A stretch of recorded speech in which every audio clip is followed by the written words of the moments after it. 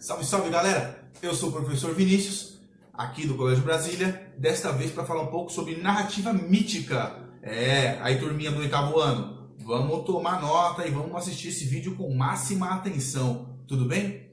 Primeira coisa que vem na nossa cabeça, primeiro, narrativa mítica, vem da palavra mito. Mas o que é um mito, Vini, de fato? Bom, o mito, galera, é um relato fantástico da tradição oral que tem como objetivo explicar uma coisa que as pessoas não sabem. O mito ele serve para explicar coisas inexplicáveis, mais ou menos isso. Bom, é um relato fantástico de tradição oral protagonizado por personagens míticos, personagens que encarnam forças da natureza e também, de certa forma, abordam aspectos gerais da condição humana. Tá certo? A narrativa mítica, ela foi criada bem antes da escrita. Ela tem origem na tradição oral, isto é, eram narrativas contadas e recontadas de geração em geração oralmente, tudo bem? A partir daí a gente começa a entender alguns elementos. Bom, quais características a narrativa mítica contém, Vini? Bom, são narrativas que abordam fatos heróicos de deuses ou semideuses, tudo bem? Relaciona-se com os mitos de um povo, ou seja, com a história, com a origem de um povo. Uma característica importante é que essas histórias, elas se valem de uma linguagem formal e culta. Pois é, justamente porque os gregos acreditavam que a tragédia, a epopeia eram gêneros maiores e a comédia era mais vinculada a uma tradição popular. Portanto, uma linguagem mais formal e culta era oriunda dessas formas narrativas, tá certo? Já uma linguagem informal, mais coloquial, mais falada nas ruas, era atribuída ao gênero comédia. Tudo bem? Bom, quanto à estrutura narrativa, nós temos os mesmos elementos. Quem assistiu a minha aula do Pente vai lembrar muito bem. Bom, por que Pente, Vini? Nós temos um anagrama da palavra Pente. Personagem, enredo, narrador, tempo e espaço. São aí os 5 elementos que compõem toda a narrativa. Toda essa tipologia, a sequência narrativa, ela é composta desses 5 elementos. Personagens, enredo, narrador, tempo e espaço. Vamos relembrar?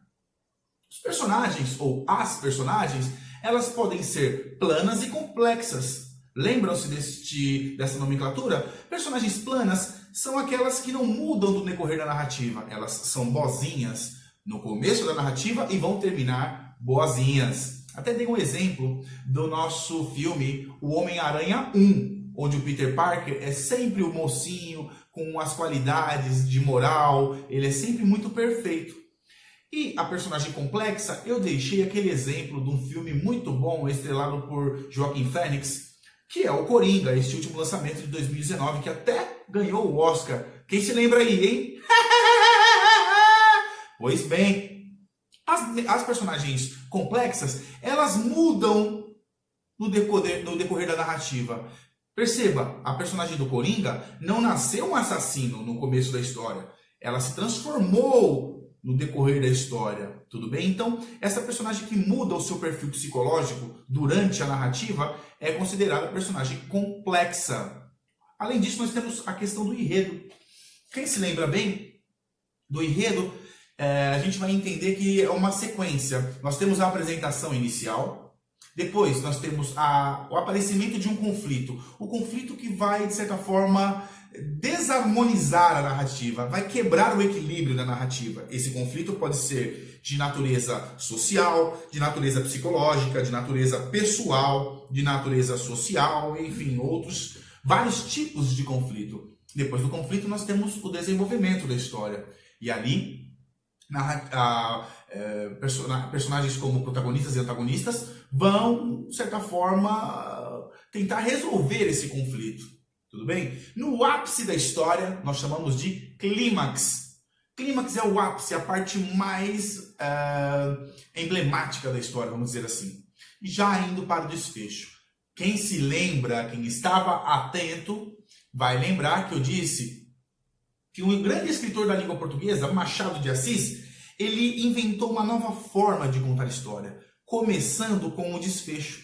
Pois é, Memórias Póstumas de Brás Cubas, onde o narrador, personagem, que já é morto, né? Ele começa contando a história a partir da sua morte, ou seja, a partir do desfecho. E depois disso, Hollywood e as grandes indústrias do cinema copiaram essa sequência do enredo, mas quem inventou essa forma foi Machado de Assis, o nosso Machado. Tudo bem? Depois temos o narrador. Bom, vamos lá. Eu não estou falando nada do que nós não vimos, eu só estou relembrando. Tá certo? Um review, uma revisão. O narrador ele pode ser ou o narrador personagem, aquele que participa da história em primeira pessoa, ou o narrador onisciente, o narrador observador, em terceira pessoa. A diferença entre eles é uma, basicamente. Não dá para confiar no narrador em primeira pessoa. Ele conta a história a partir do ponto de vista dele, tá certo?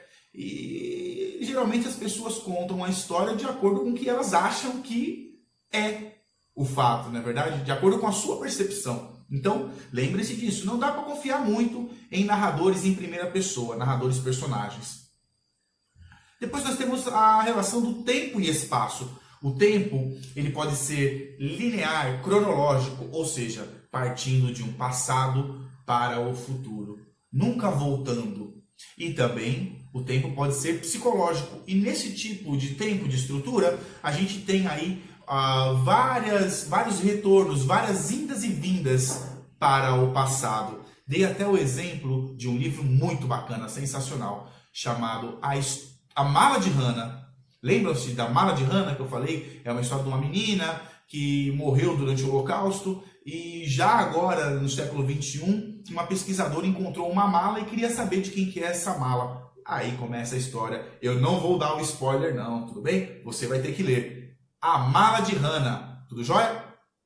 Bom, questões importantes para a gente agora aqui já finalizar a nossa aula introdutória, tá certo? Bom, quando eu falo de espaço, galera, na nossa estrutura narrativa, no nosso pente, quando eu falo de espaço, eu não estou me referindo ao espaço onde os humanos compartilham suas emoções e sua vida em geral. Numa narrativa mítica, o espaço é mítico, ou seja, ele é um lugar sagrado, oposto ao espaço habitado por humanos, né? Então, sempre no caso você vai ter lugares que são frequentados por deuses e semideuses. Nunca um lugar comum, é um lugar cheio de encanto, carregado de mitologia. O tempo mítico também, se é uma narrativa mítica, o tempo deve ser mítico. E o tempo mítico remete às origens remotas do ser humano, né? Então, assim, é um passado bem distante. Não é uma coisa de 100, 200 anos. Estamos falando de histórias que narram fatos e feitos de 10.000 anos atrás. Certo? Então, fiquem espertos com isso, tá? Um passado bem distante, e esses fatos são separados por grandes intervalos de tempo, certo? Por fim, aqui a questão das personagens. Ora, se é uma narrativa mítica, as personagens também devem ser personagens míticas. Ou seja, são exemplos de superação. Lembram-se que eu disse que na Grécia Antiga a personagem grega devia ser simétrica, forte, bela, assim como eu.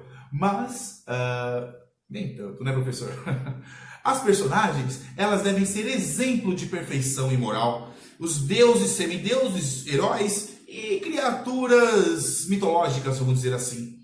Todas elas carregadas daquele ar de moral, de moralidade. Uma pessoa perfeita, impecável do ponto de vista das suas ações e atitudes, tá certo?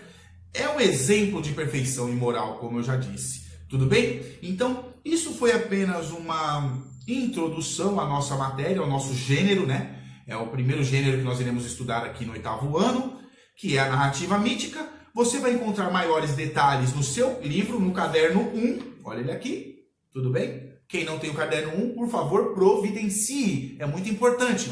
No caderno 1, você vai fazer a leitura. Tome nota. Você vai fazer a leitura do texto da página 14, chamado Narrativa Mítica. Ali a gente vai aprofundar um pouco mais nesses aspectos que eu acabei de levantar neste vídeo. Além deste primeiro texto na página 14, para você compreender um pouquinho esse gênero textual, vou pedir para que você leia o texto da página 15, chamado Perseu e a Medusa. É uma grande história também da mitologia grega. E você vai, a partir dessas duas leituras, você vai responder os exercícios das páginas 17, 18 e 19. Tudo bem? Então, leitura, página 14, página 15. Exercícios, página 17, 18 e 19. Tudo bem? Tome nota, continue estudando, que aqui o estudo não para, nem a pandemia do corona irá nos parar. Um grande abraço a todos. Agora eu vou partir para a minha história mítica. Fui!